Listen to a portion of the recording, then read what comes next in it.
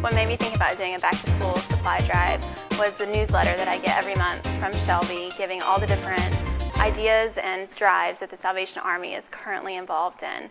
And the supply drive just sounded great. It's right in the middle of the year. The children really need these school supplies, and it just seemed like a great way to give back to the community. We really wanted to support the Salvation Army because of all the great things that they do throughout the community and what the Salvation Army stands for.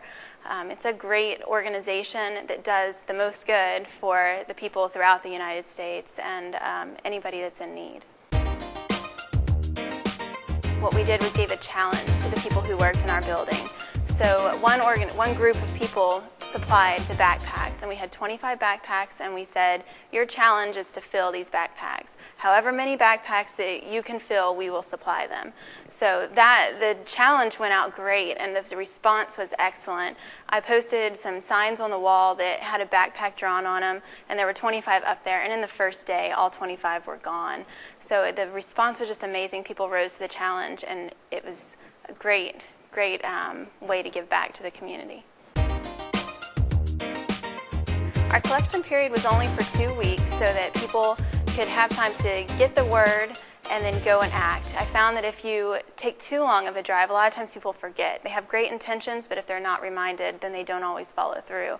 So the 2 weeks seemed to be a great time, and we actually centered it around pay periods so that people would be more likely to sponsor. Getting started with the drive was really easy. I just took the information from Shelby and made up some supply lists and just ran with it. All I had to do was get out one email saying, this is what we'd like to do, here's where the information is posted, and this is where you need to drop it off. And it just took care of itself. All I had to do was wait my 2 weeks and then pick up the backpacks and drop them off at the Salvation Army.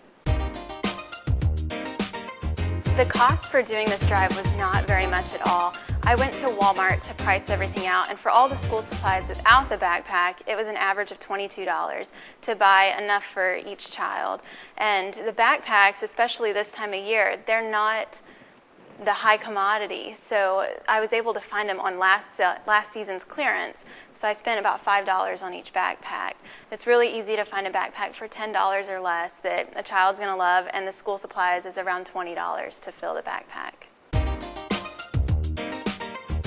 Anybody who's thinking about doing a back-to-school supply drive, I encourage you to do it. It is such a rewarding experience to know that you are contributing to students in the community to have a better education, to give them a better start in life, and to let them have an equal playing field whenever they go to school, so that they're not worried about what their backpack looks like or not having a pen or a pencil. They can just focus on the subject matter and learn.